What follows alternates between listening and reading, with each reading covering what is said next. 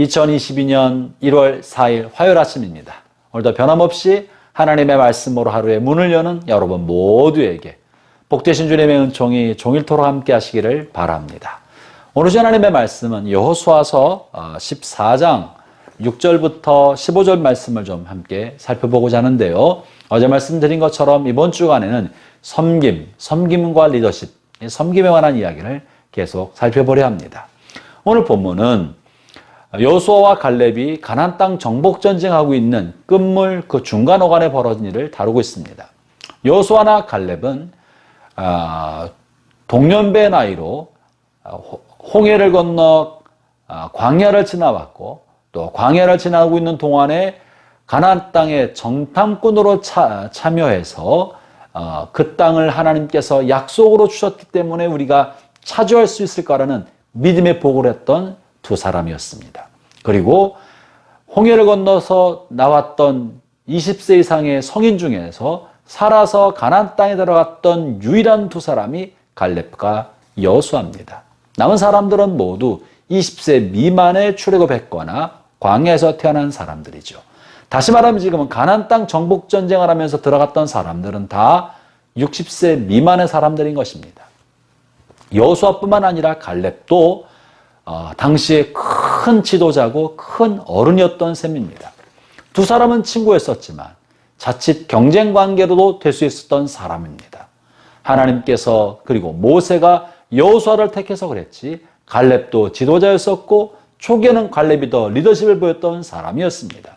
그러나 모세가 여호수아를 택하자 갈렙은 겸손하게 모든 기득권을 내려놓고 평범한 그저 여러 이스라엘 사람 중에 한 사람으로 되어서 여호수아가 정복 전쟁할 때 측면으로 지원하고 돕고 말없이 섬김으로 이스라엘 전체의 놀라운 보이지 않는 지도력을 발휘했던 사람이 바로 갈렙입니다.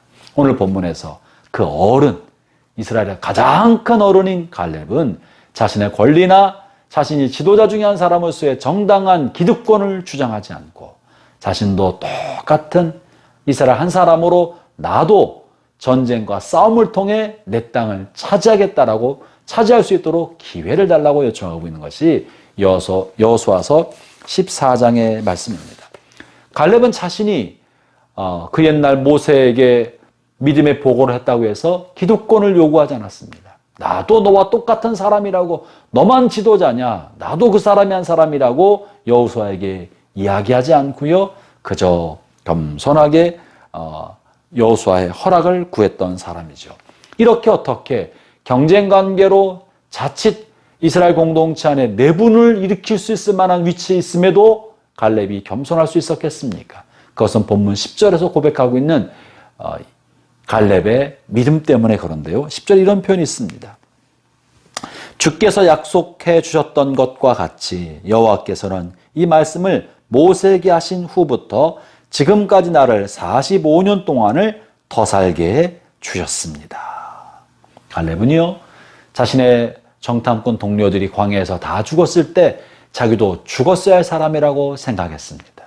비록 자신은 믿음의 보고를 했지만 이스라엘 공동체 불신앙으로 인하여 나도 죽어 마땅한 사람이었다 라고 생각했던 것이죠. 그러나 자신이 지금까지 살아있는 것은 그 이후 45년 인생은 덤으로 살고 있다. 자신을 여호수아의 경쟁자로 여기지 않고, 왜 나는 여호수아처럼 똑같이 믿음의 보고를 했는데 나는 선택받지 못했나, 나는 왜 이러나, 왜 나에게는 이렇게 해주지 못하나라고 비교하지 않고 자신은 덤으로 살고 있는 인생이라고 여겼던 것입니다. 이것이 갈렙의 마음속에 불평과 불만, 지나친 경쟁심으로 인한 집착을 버리게 만들고 하나님이 더해주신 은혜의 삶을 살 수 있었던 비결입니다. 사랑하는 형제자매 여러분, 여러분의 삶 속에 혹시라도 여러분이 오늘 누리고 있는 것이 당연한 것인 줄로 여기고 계신 분은 계시지 않습니까? 우리 안에 있는 불편한 마음과 원망은 내가 이거 마땅히 나에게도 이런 일이 벌어져야 되는데 이것이 왜 나에게 되지 않을까? 이것이 나도 이럴 수 있는 권리가 있는데 라고 내가 누리는 것을 당연하게 여기니까 불편한 마음이 생기고 불평이 생기는 것 아니겠습니까? 갈렙은 은혜로 여기고 덤으로 여겼기 때문에 그는 여호수아를 돕는 2인자의 삶을 보이지 않는 그림자처럼 살아가는 것으로도 감사했고, 그의 지도력이 꽃피울 수 있도록 그는 배경이 되어서 지원했던 사람의 역할을 감당했던 겁니다. 이런 유의 사람이 성경에는 여러 군데 나타나는데 그 중에 한 사람 요나단도 그렇습니다. 요나단은 이스라엘의 두 번째 왕이 될 수 있었던 사람이고 사울 왕에 이어서 두 번째 왕이 됐을 사람입니다. 그러나 그는 자신의 친구였던 다윗을 향하여 이스라엘 백성들이 그를 사랑하고 그를 귀히 여기고 좋아하고 또 하나님께서 자기보다는 다윗을 선택하셔서 그에게 기름 부어주고 계신 것을 발견하고, 여호수아는 요나단은 자신은 왕이 되지 아니하고 하나님께서 다윗이 왕이 되도록 자신의 왕위를 다윗에게 양보했던 사람이 요나단입니다. 그러면서 말하기를 다윗 네가 왕이 될 것이고 나는 너의 뒤를 이어서 두 번째 사람이 될 것이다 라고 이야기했던 적이 있었던 거죠.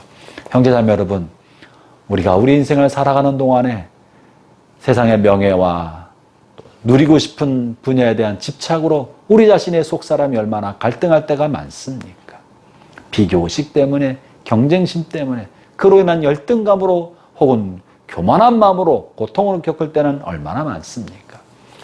겸손하다고 하는 것은 자신을 한없이 그저 비하시키고 비굴하게 사는 것이 아니라 하나님이 나에게 맡긴 것이 무엇인지를 바르게 알아차리고 마땅히 하나님이 내게 허락해 주신 나의 자리에 찾아 들어가는 것, 그게 겸손입니다.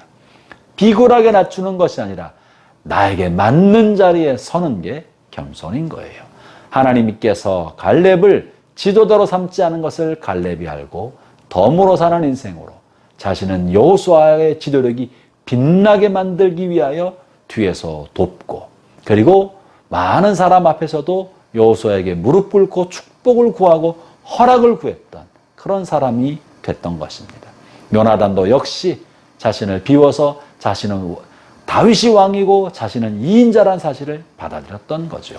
형제자매 여러분, 자신을 비우지 않는 사람은 결코 섬김을 할 수 없습니다. 참다운 섬김은 오직 자기를 비울 줄 아는 사람만 가능합니다.